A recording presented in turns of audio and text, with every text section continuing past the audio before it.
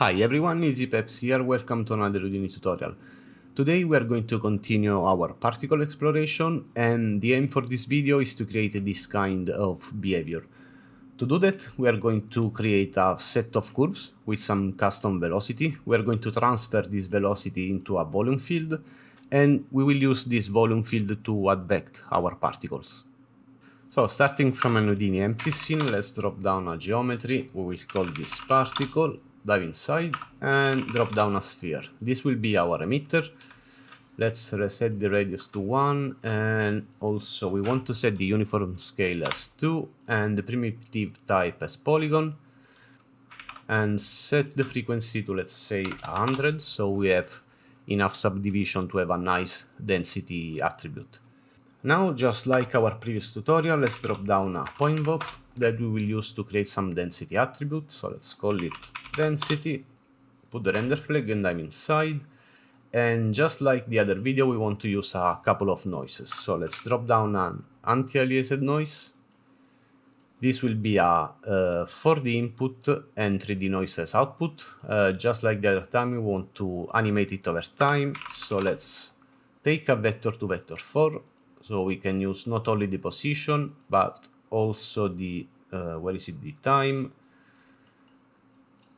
to animate the noise. So let's plug this into the position and just plug this into the color for now.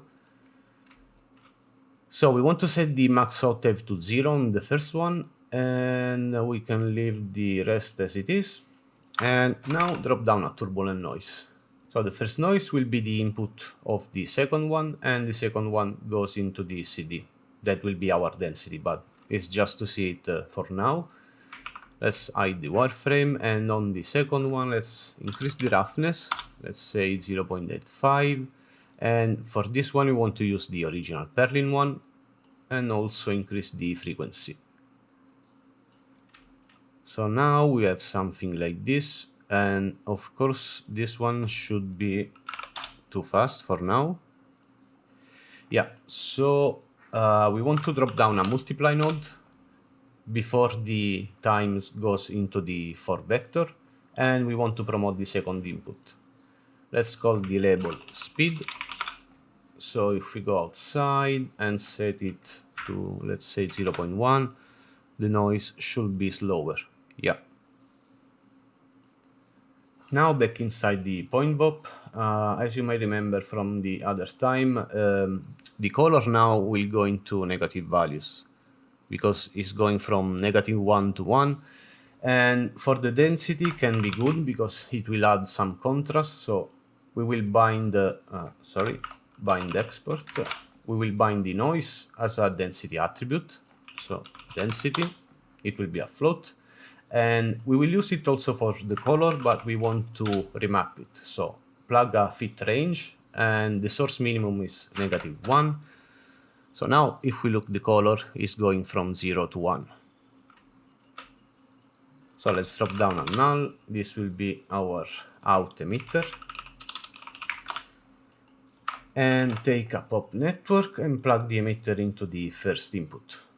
Dive inside the popnet, and in here let's disable the guide. On the emission attribute we want to use our density, and if we play it we have our particle. Of course now they don't move because we don't have any force yet, so let's start to creating those. So dive outside, and in here let's rearrange things, and let's say that the first force we want to create is the one that will push the particle toward the let's say the equator lines of the sphere. So we want to drop down a circle.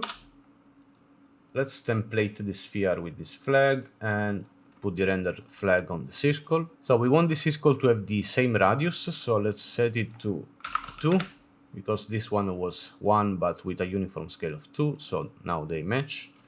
Let's set 24 division, and we want an open arc that will cover only half of our sphere. So it will go from 90 to 270, like this. Now we want to copy this line a bunch of times. Let's say 24 times, which will be 50 degrees to cover all the circumference. and we can hide this. We know that it matches. Now we want to iterate on each primitive, so let's drop down for each primitive from our copies.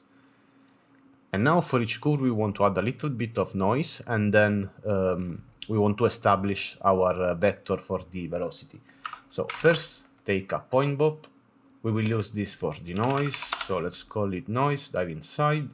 And in here will be super simple, just to add a little bit of noise on the curve, so we won't end up with perfectly straight velocities. Let's set this to 3D and promote, let's say, frequency, offset, amplitude, and roughness. This will go into a fit range, because the original purlin, and we want to set this as an original purlin, it goes from negative 0.5 to 0.5, so we want to remap it in the fit range like this. And we want to add this noise to the current position, so let's add it and plug it to the position. Now from outside, let's tweak the value. We didn't promote the amplitude. Sorry. Alright. Let's set the amplitude to a very low value. Let's say 0.14. Maybe increase the frequency a little bit and decrease the roughness. Set it to 0.25. It looks nice.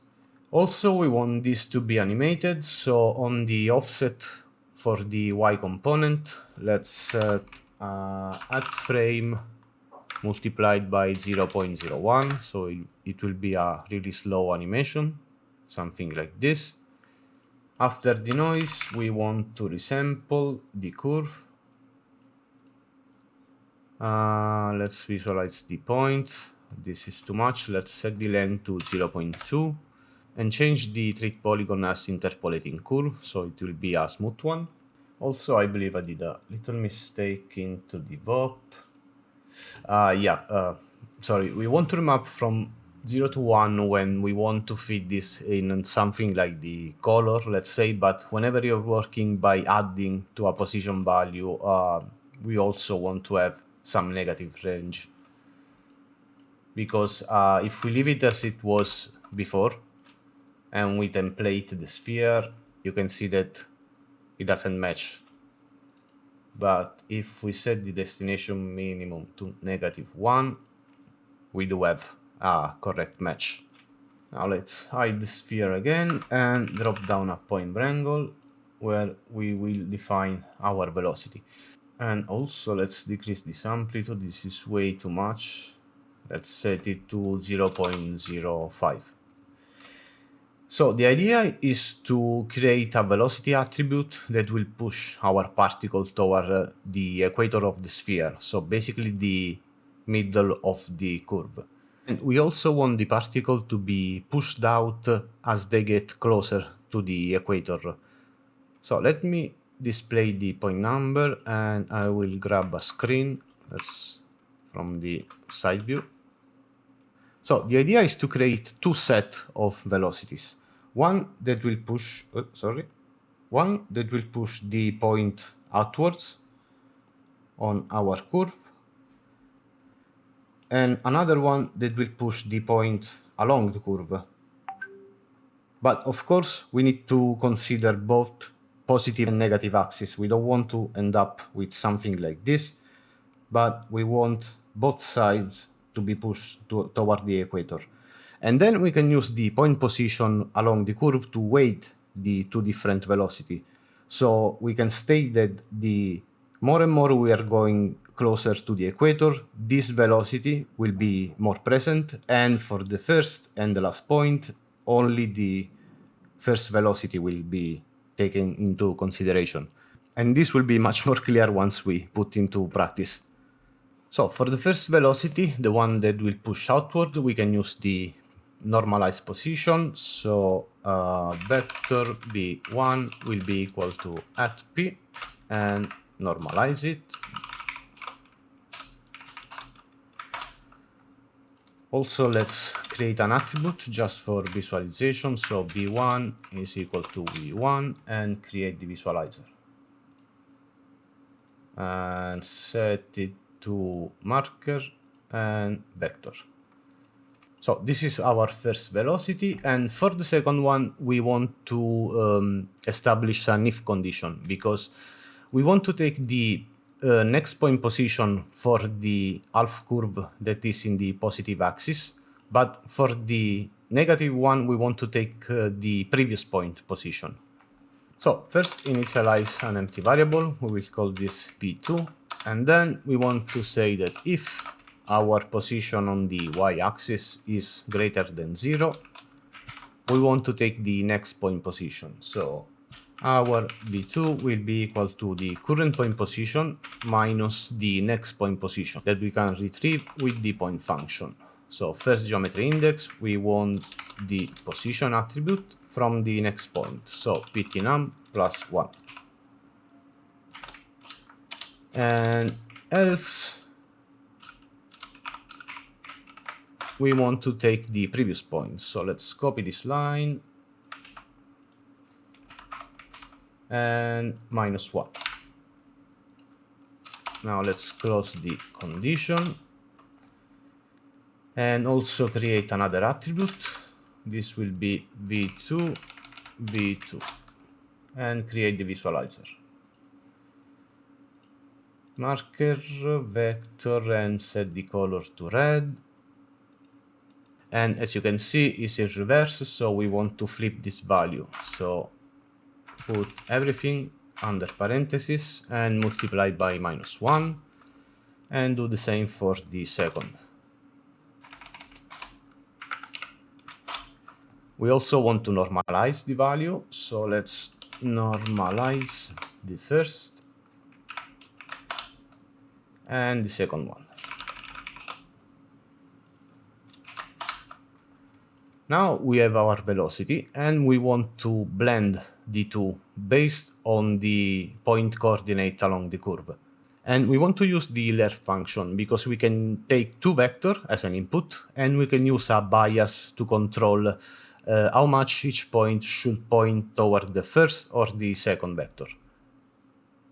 So first we need to calculate the curve view, and we can do it with a single line. So let's say curve view, and we want to divide the current point number from the total number of points, but those are integer attribute. We need to convert it to float, and you can do it either by casting an integer attribute like this into a float, or you can also do something like this.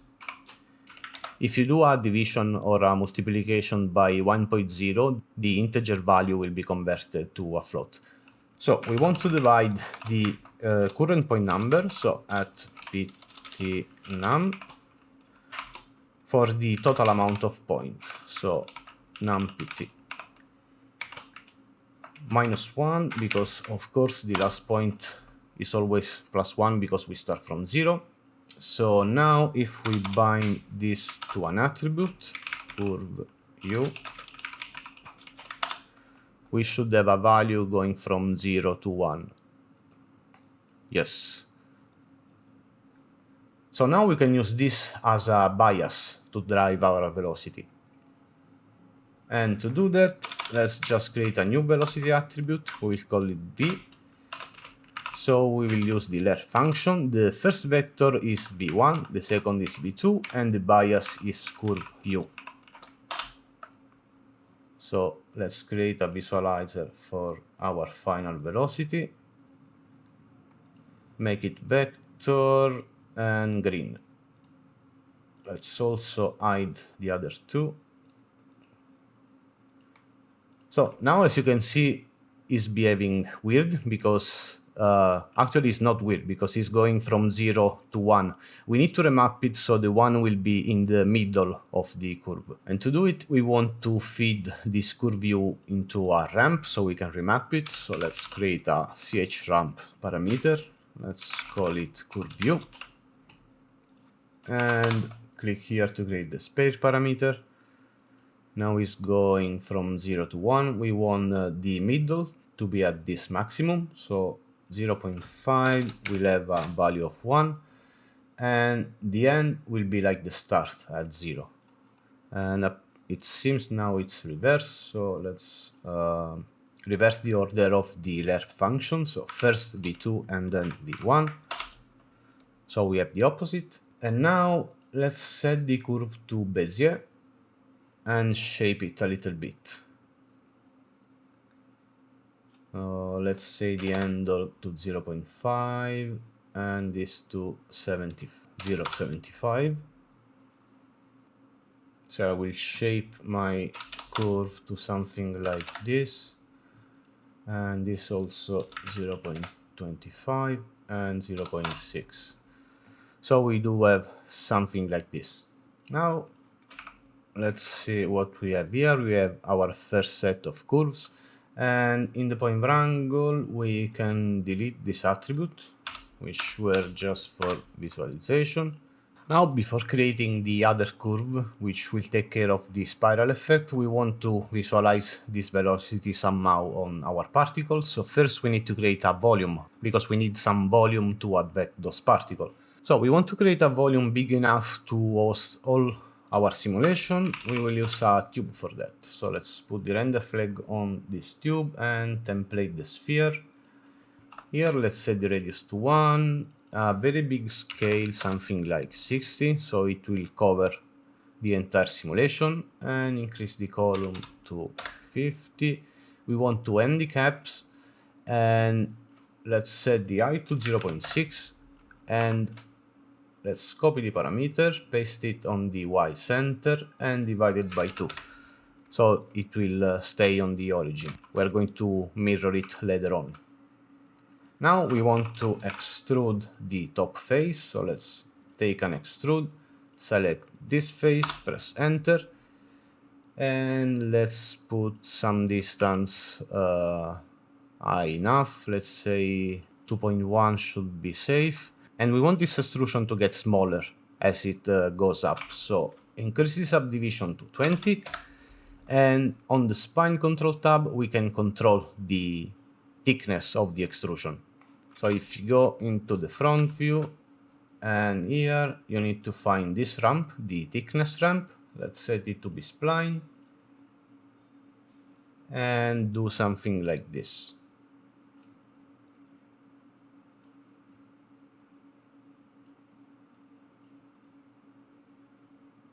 So we do have a shape like this. Now we want to delete the bottom part, so let's blast the this polygon and mirror it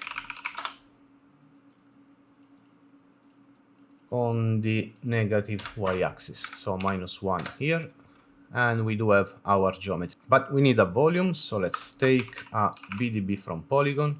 We will use VDB volume because they are more efficient, and we want this to set to a fog VDB and already call it B. And for the voxel size, I believe this is already too much. You can set it to 0.2. The voxel side of the volume will have a heavy impact on your simulation time. And we also want to fill the interior.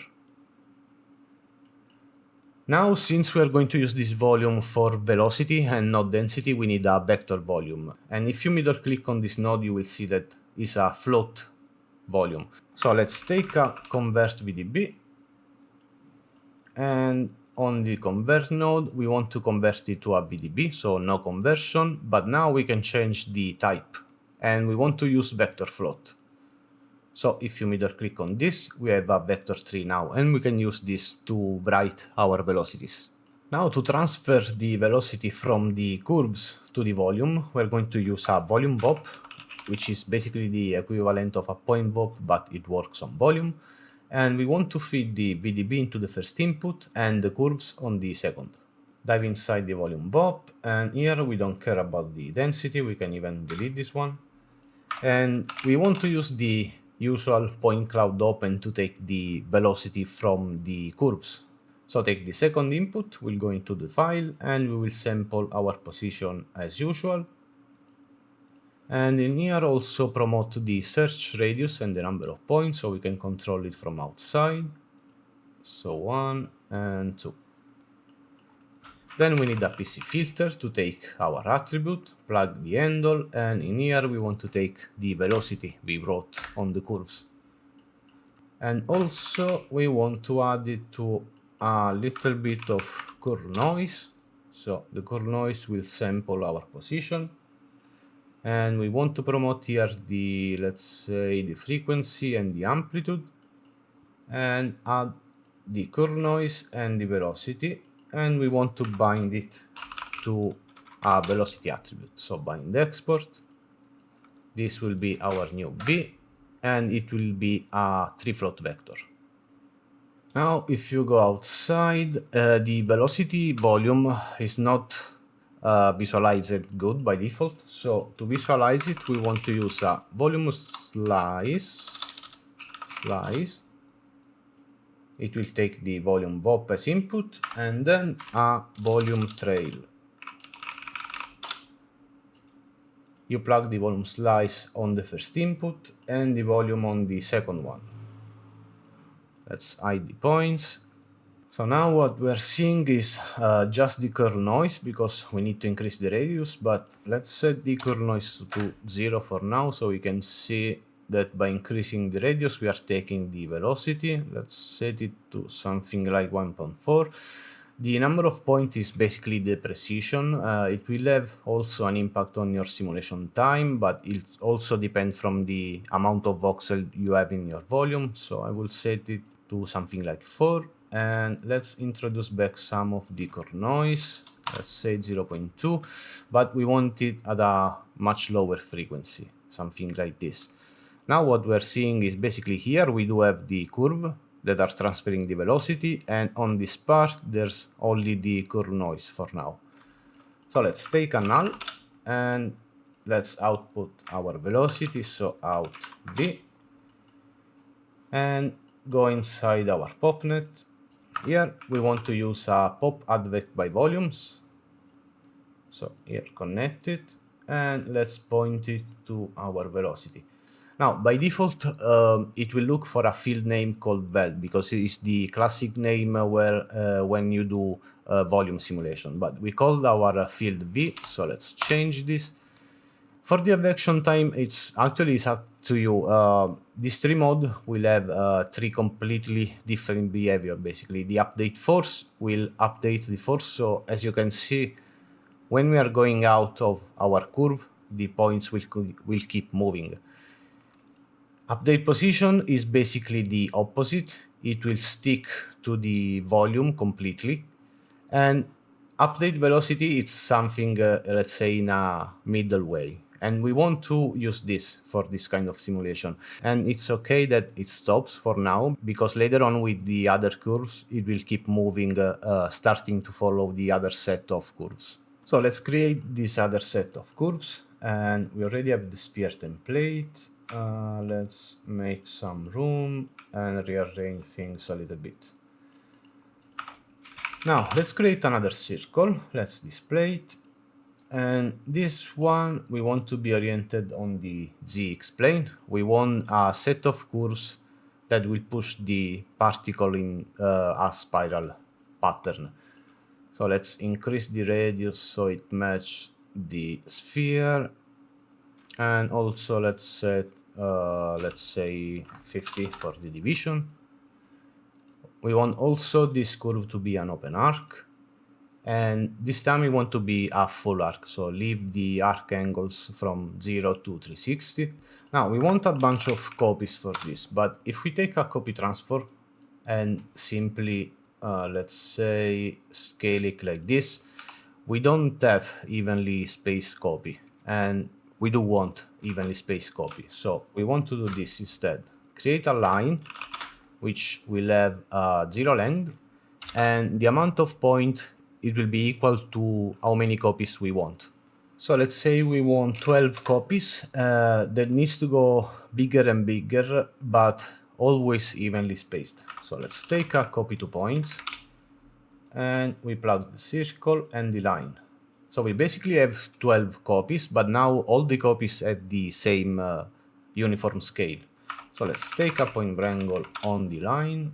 And in here, just like before, let's first convert to float the ptnum and the numpt. So float ptnum, and also you can do it directly in the function. I'm just creating some variables to make things tidier. So we have the two variables converted to float. So let's use it to drive a pscale attribute, and we want this to be pt divided mpt. And just like before, we need to subtract 1 from the total amount of points. So we do have email space copy, but they are going from 0 to 1. So let's fit it 0, 1, and let's create two channels for the minimum and maximum value. So min and chf max. So the minimum will be 1, which is the size of our sphere, and the maximum, let's set it to something like 6. So now we do have our evenly spaced copies. Now we can basically copy the for each loop we already used, and we will change it a little bit. Now here we can leave the noise and the resample as it is, they are fine, but if we display the velocity, of course we realize we need to change the velocity vector a little bit. We still want to use a ler function, and we still want to have a condition, but it's not based on the y position, it needs to be based on the point number. Because as before, if we point to the next point, the last point on the curve, it won't have a next point. Meaning, inside the if, let's change the condition to be current point number different from the total point number minus 1. So this if will trigger only on the last point. Let's hide the point number.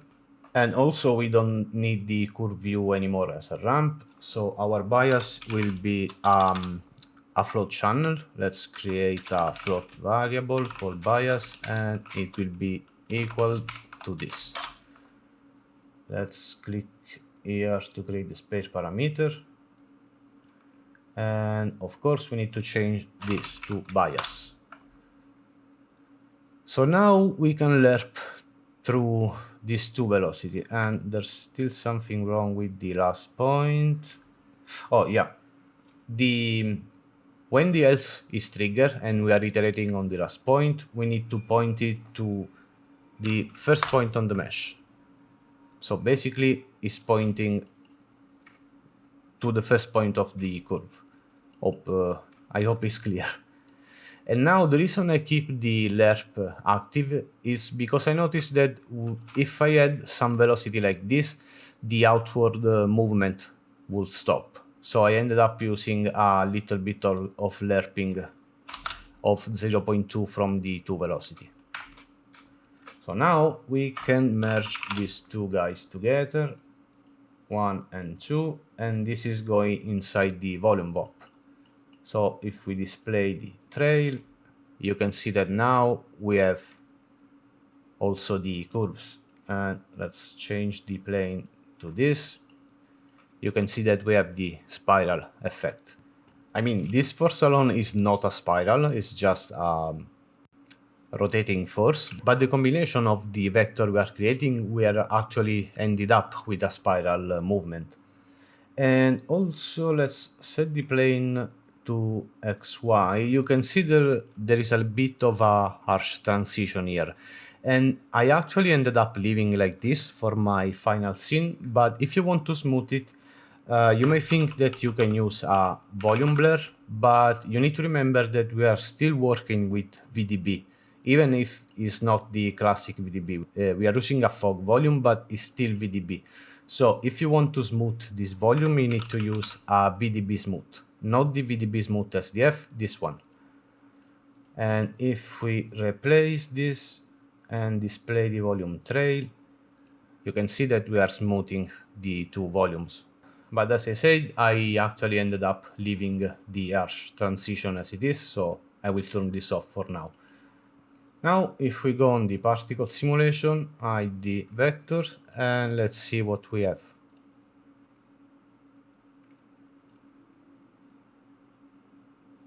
As you can see, something is happening, they are rotating. And what we want to do right away is to increase this velocity scale. Let's set it to something like 6. And let's see. So we do have our basic movement. The next thing we want to fix is, if we go in the front view, you can see that we have this kind of rectangular shape. We want the particle to be more and more squished to the origin as they move. And similarly to before, where we subtract our position from another point position, we get a vector pointing in that way. If we want to squish, let's say, this point to the y origin, we just need this position. So by subtracting this to this, we will get this. And even if we still don't have points, we can create vector by extracting the points. We don't actually need points, we just need the vector position. And to be super precise, you will need also some scaling value. So let's say this point will have a smaller vector with a smaller magnitude. But again, in my scene, I like the result without the scaling factor, so I didn't took that into account. So to create this new vector, we are going to use a pop wrangle. And in here, let's create this vector. We will call this push. And again, it will be our current position. And from this position, we want to subtract the other position. Let's call it ref pos minus current position. We still don't have it, but we're going to create it right now. So vector ref pos, and this basically will be equal to the same position but 0 on the y-axis. So let's set it to be at p.x, 0 on the y, at p.z. And now we want to add this vector to our current velocity each frame. So v at v will be plus or equal this new push variable. So if we play it, you can see they all immediately get squished on the y.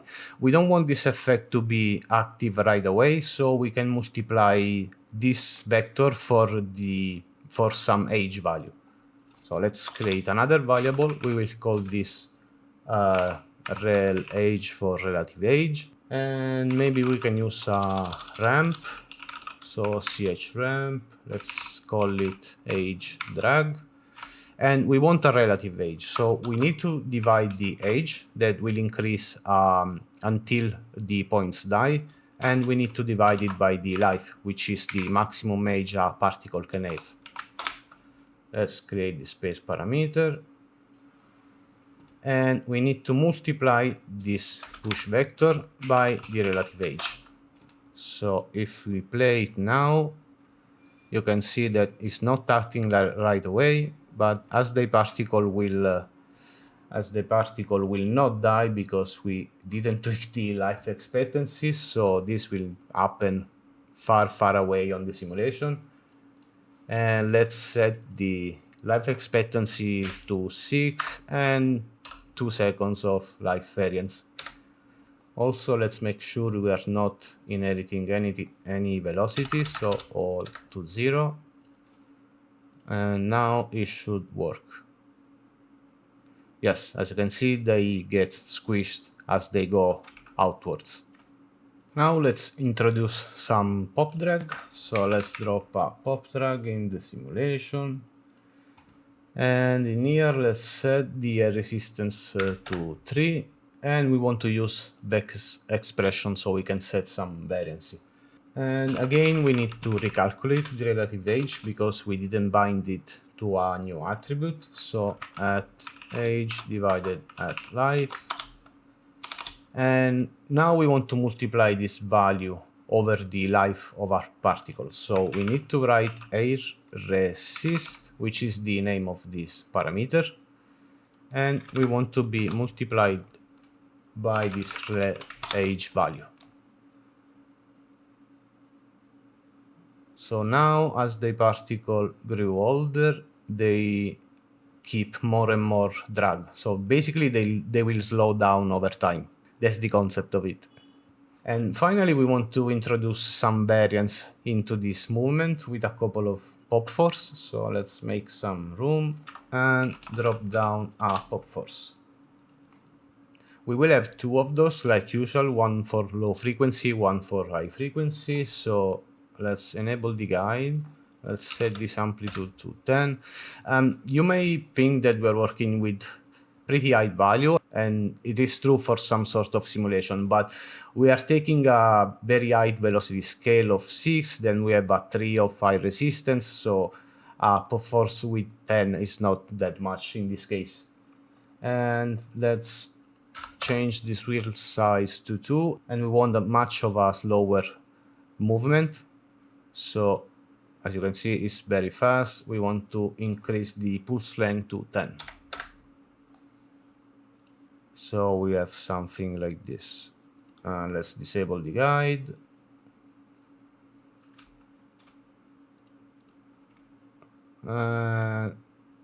Yeah, it's already introducing some variance. Now let's copy and create another one. This will be our lower frequency, so let's decrease these wheel size. And we want to increase this because we want to multiply it for the age. And also change a little bit the pulse length so it will be a little bit faster, and enable vex expression. Here we want to multiply this parameter, which is called amp. So amp will be multiplied by, again, the relative age, so at age divided at life. And now this pop force will increase over time. So the particle will disperse more on the border of our simulation.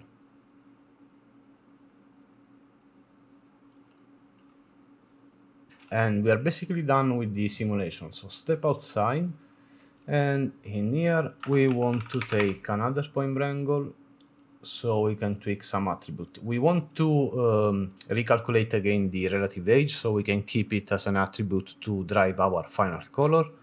So let's overwrite the age attribute, which will be equal again at age divided by at life. And also I want to create a float attribute to control the color. So I can explicit cast the color, which is a vector one, to float, so it will be lighter on the disk with the cache. Then let's take an attribute to delete so we can clean some attribute we don't need, and we have a bunch of them. Let's delete non-selected, and we want to keep the call, the age, and the velocity and the ID for the motion blur. Also, let's delete the group with everything. And finally, drop down a file cache node. And I want to show you a trick to create your own variable like this one, $ip. If you go on the edit and choose aliases and variable, you do have a list of variables here. And as you can see, this is where the ip, the job, and the other one are defined. So if we create a variable, let's call it sim, and I want to take my path and paste it here and reverse the slash. So basically I want to create a new variable that will point to this path, okay? What was the problem? There's no attribute name. Whatever, it has created. So now if we use $sim instead of $ip, and you middle click, you can see the output path. You can see that it's pointing to the variable I just created. So I don't want to call it like this. Let's call it particle. I already have a name. I will call it b star. It's a sequence, so don't forget the $f4, and will be .go.sc. So now for the final amount of particle, where it is, I want to set it to something like 600,000. And let's save our simulation. So simulation is done. Let's set the display point as pixel and let's see. We do have a nice movement and a decent amount of points. We will reach the top part, as you can see, 3 millions and a half. And let's check our color. So let's plug a color node. Remember, we are using the call. We created the call attribute. So run from attribute call. So we can check the values. And it seems we are not getting so much of a full range.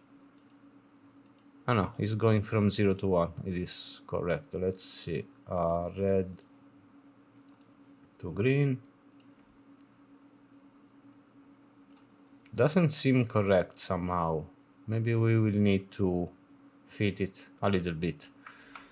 But anyway, we do have the values, and I did notice a little bit of stepping here. Yeah, we do have some. So if you have stepping in your simulation, 90% of the cases is basically your particles are moving too fast. And to fix it, we want to go here and say jitter burst time negative. If you over this parameter, you can see that the app file say itself that it will help with height velocity particles. And if we play now, it is better, but we still have some stepping. So now we want to increase the simulation substep. So the simulation will have more data to work on. So it is a little bit better. And to fix it even more, we can increase the speed of the noise, of the density noise. So let's try with 0.6. Even if it doesn't look good here, it seems too fast, it will help with the variance.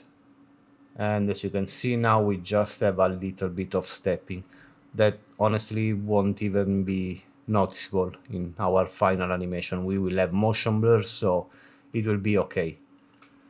So we need to simulate another time, and I will leave the rest as it is. So second simulation is done, and I will say I will settle for this. It is good enough. And by all means, do flipbooks, do simulation, test different parameters. You need to understand that I'm working with another scene which is already built in my second monitor, so I don't actually have to test values because I did all my tests when I was creating the scene the first time. But you need to do a lot of tests to find your correct values whenever you're working with a simulation. So let's plug a final null after the simulation. This will be out particles. Now one final tweak, we want to create a new color variable, a new color attribute, sorry. So let's take another point angle, and we want the particle to be darker as they get older. So basically we want to add a remapped age value to the current color. So f at col plus or equal. If we add the age, right now the particle, they have an age of 0 when they are born. So they are black when they're born, and we want the opposite. So 1 minus age.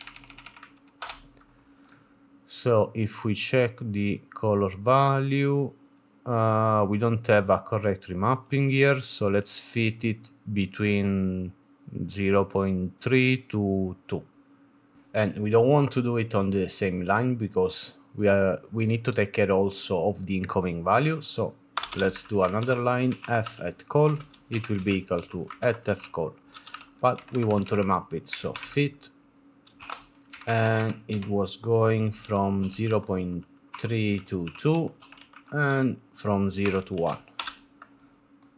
So now we should have the full value. Let's check it with a color node. Run from attribute and take the call attribute, and we do have the particle darker toward the outside. Now I will quickly go over my karma setup. Again, very simple stuff. This is just a soap create where I fed my particle with an object merge. Then here I created some p-scale attribute. As you can see, is based on the relative age and is using a ramp. So basically, when they're born, the particle are using 0.86 something of this maximum value, because I also remapped with a fit 01, and then they're going to decrease until they reach the minimum value, which is this 0.001. Then some basic material is just a standard surface with a roughness of 0.4, and I'm using the call attribute we created on a ramp. So I'm sampling the call attribute for this color. Then it's just some pretty standard lightning, and I created a very simple camera animation that goes backward. And the only thing, if you want motion blur on particle, remember you need to activate velocity blur, otherwise you only get object transform blur. And also increase the sample to 6, this will increase your render time, but will also help your motion blur quality. So this is what I ended with, and I actually will do another render because I realized on this animation I forgot to turn on the density as an emission attribute. So right now the particle are emitting from the whole surface of the sphere. So your render will probably look much cooler than this. And that's it for this video. As usual, I hope you enjoyed my content, and I hope to see you in the next one. Cheers!